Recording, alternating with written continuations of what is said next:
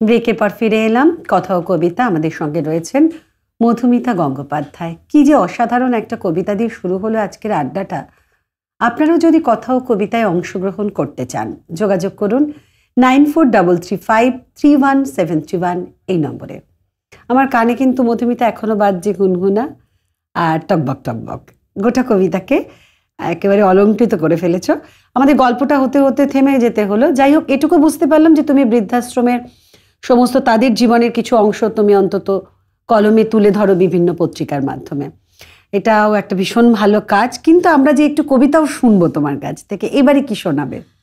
আসলে বাংলা কথা ভীষণ গুরুত্বের বিষয়, কিন্তু সেটা আমরা ভুলে যাচ্ছি ক্রমশ।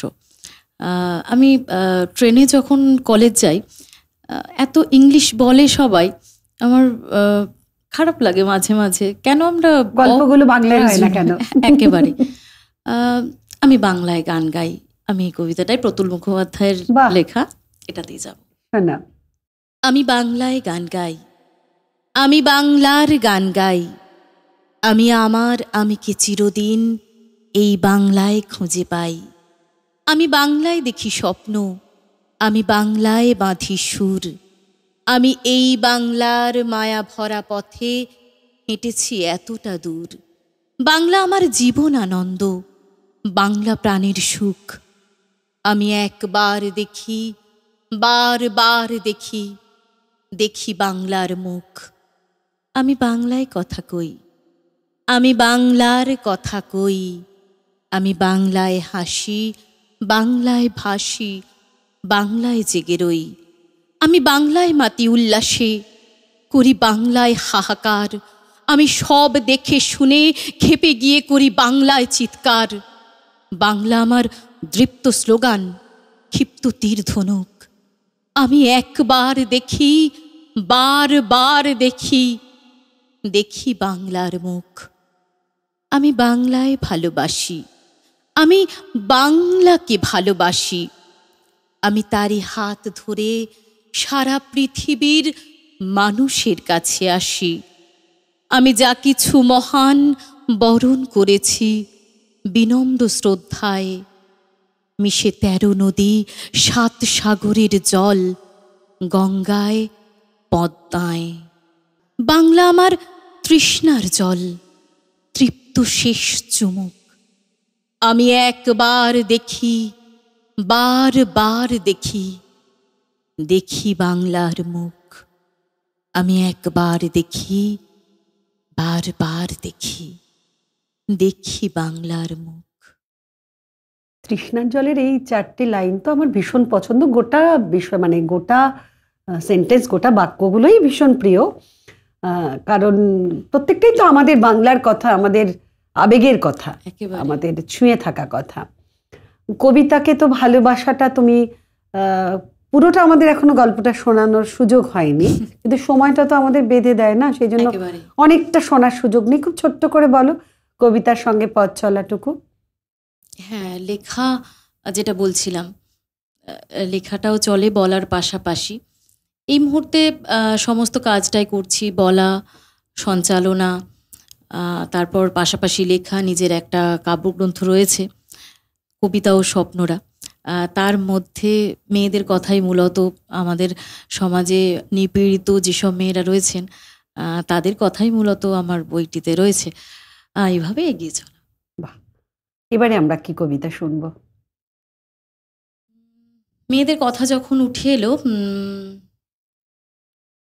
মালতীবালা বালিকা বিদ্যালয়, জয় গোস্বামীর। হোক, চেনা কবিতাই একটা হোক। চেনা কবিতা। বেণীমাধব, বেণীমাধব, তুমি আমার বেণীমাধব। বেণীমাধব, বেণীমাধব, তোমার বাড়ি যাব। বেণীমাধব, তুমি কি আর আমার কথা ভাবো? বেণীমাধব মোহন বাঁশি তমাল তরু মূলে বাজিয়েছিলে। আমি তখন মালতী স্কুলের ডেস্কে বসে অঙ্ক করি, ছোট্ট ক্লাস ঘর। বাইরে দিদিমণির পাশে, দিদিমণির পর। আমি তখন 9ম শ্রেণী, আমি তখন শাড়ি। আলাপ হলো বেণীমাধব সুলেখাদের বাড়ি। বেণীমাধব, বেণীমাধব, লেখা পড়ায় ভালো, শহর থেকে বেড়াতে এলে আমার রং কালো। তোমায় দেখে এক দৌড়ে পালিয়ে গেছি ঘরে। বেণীমাধব আমার বাবা দোকানে কাজ করে। গুঞ্জে অলি গুঞ্জে তবু ফুটেছে মঞ্জুরি। সন্ধেবেলায় পড়তে বসে অঙ্কে ভুল করি। আমি তখন নবম শ্রেণী, আমি তখন 16। ব্রিজের ধারে বেণীমাধব লুকিয়ে দেখা হলো। বেণীমাধব এতদিনের পরে। সত্যি বলো, সেসব কথা এখনো মনে পড়ে? সেসব কথা বলেছ তুমি তোমার প্রেমিকাকে? আমি কেবল একটি দিন তোমার পাশে তাকে দেখেছিলাম আলোর নিচে। অপূর্ব অপূর্ব সে আলো। স্বীকার করি, দুজনকেই মানিয়েছিল ভালো। জুড়িয়ে দিল চোখ আমার, পুড়িয়ে দিল চোখ। বাড়িতে এসে বলেছিলাম ওদের ভালো হোক। রাতে এখন ঘুমোতে চাই একতলার ঘরে। মেঝের উপর বিছানা পাতা, জ্যোৎস্না এসে পড়ে। আমার পরে যে বোন ছিল চোরা পথের বাঁকে মিলিয়ে গেছে। জানি না আজ কার সঙ্গে থাকে। আজ জুটেছে, কাল কি হবে? কালের ঘরে শনি। আমি এখন এই পাড়ায় সেলাই দিতে মনে। তবু আগুন, বেণীমাধব, আগুন জ্বলে কই। কেমন হবে আমিও যদি নষ্ট মেয়ে হই? কেমন হবে আমিও যদি নষ্ট মেয়ে হই?